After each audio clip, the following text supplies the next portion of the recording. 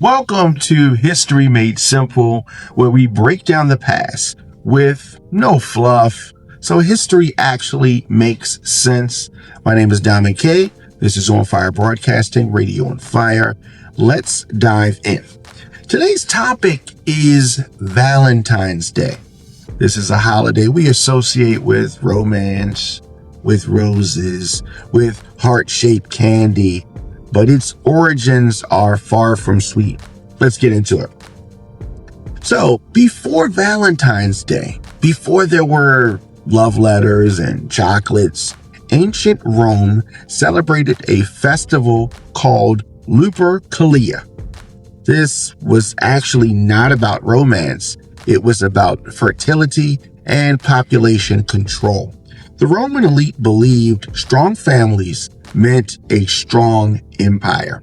The festival involved animal sacrifices, ritualized violence, and a lottery system that paired men and women together, sometimes for an entire year. Love had nothing to do with it. So, enter Saint Valentine. As Christianity spread, the church began replacing pagan rituals with Christian symbolism. One figure tied to this shift was Saint Valentine. According to the legend, the Roman emperor banned marriages for young men, believing single men made better soldiers. Valentine defied that order by secretly marrying couples. For challenging state power, he was arrested and executed on February 14th. The church later honored him as a martyr, and over time, his story merged with the date. The romantic angle did not show up until the Middle Ages. Poets like Geoffrey Chaucer started writing about February 14th as a day when birds chose their mates. That idea caught on among European elites and slowly filtered into popular culture. By the 1800s, mass-produced Valentine's Day cards were everywhere. Then came the flowers. Then came the candy. Then came the diamonds. This is in the 1800s. Now, what started as a political and religious replacement holiday actually became a commercial machine, the one that we see today. So, what does Valentine's Day really represent? At its core, Valentine's Day reflects how power works.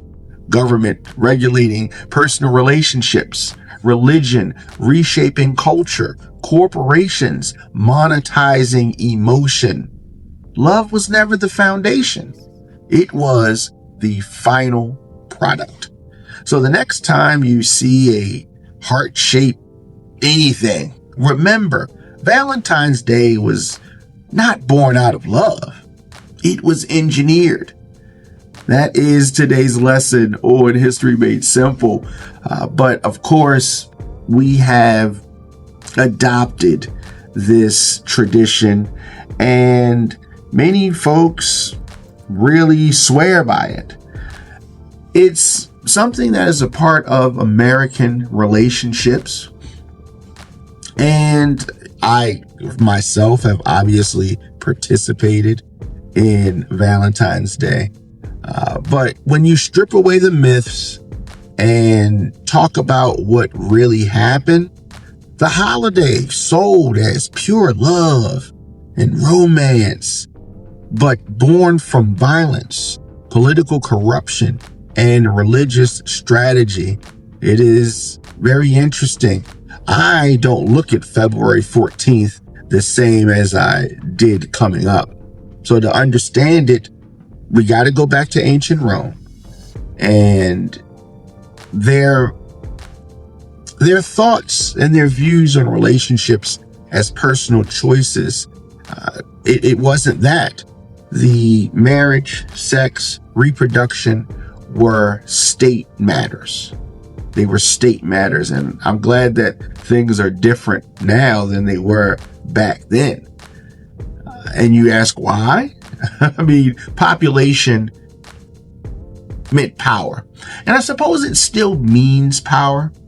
But if you think about the fact that in Roman times, every February, Rome held this festival about obedience and fertility. Blood was smeared on participants. The animals were sacrificed. Young women placed in this lottery system. Women would not go for that today. This government-approved intimacy. Love was irrelevant.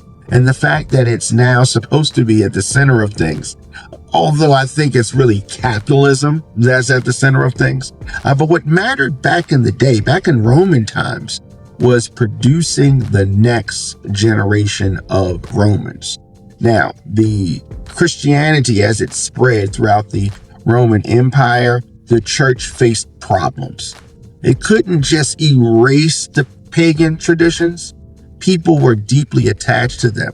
So what the church did was rebrand them.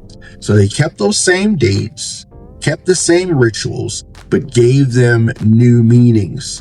And upon that is where Saint Valentine entered. But we do want to say this. There were actually multiple men named Valentine that were executed by Rome. However, one legend stood out, and that, according to Christian tradition, was the priest who secretly performed marriages. So the Roman state, as we said, banned them from young men. They wanted their soldiers to be single. They didn't want them worrying about family.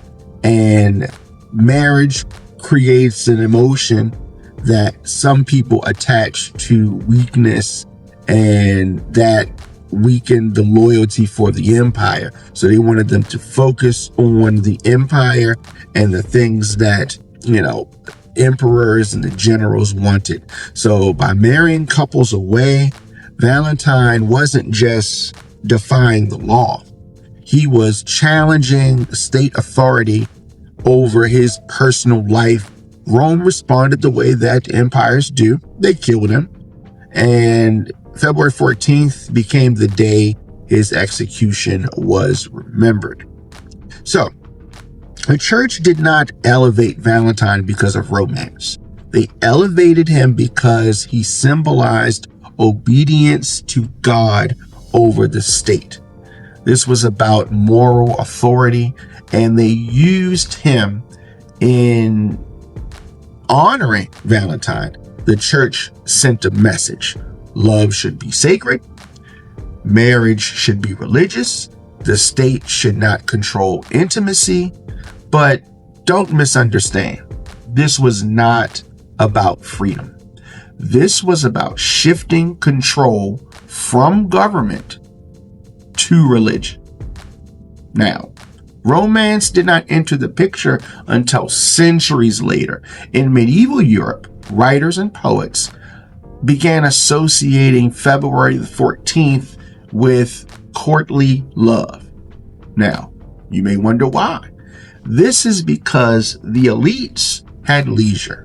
They had time to romance. If you were a serf or you were a poor person, you didn't have time for this kind of petty stuff, right? You had to work, feed your family. But love became symbolic, poetic, aspirational, but it was not practical. This version of Valentine's Day had nothing to do with the peasants or the working people. It was cultural storytelling by and for the upper class.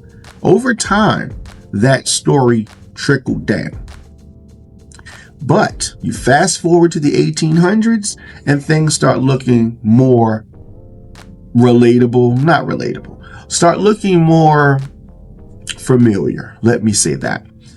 Printing became cheap, mass production exploded, and suddenly love could be sold. Valentine's cards, candy, and flowers. Corporations realized something powerful. If you tie love to obligation, people will spend money to avoid guilt. Valentine's Day became less about affection and more about performance. If you don't buy something, do you really care? That's what a lot of women will have men thinking. That's the question that capitalism injected into love. So what Valentine's Day really is, when you strip it all down, Valentine's Day is a mirror of history itself. The states controlling bodies, religion reshaping culture, and capitalism monetizing emotion. Love did not create Valentine's Day. Valentine's Day manufactured how we express love. So whether you celebrate it or you ignore it, understand this. Valentine's Day isn't fake, but it is constructed. And once you know the history, you get to decide what it means to you. Your man Dami K, and this has been History Made Simple, Radio on Fire, onfirebroadcasting.com.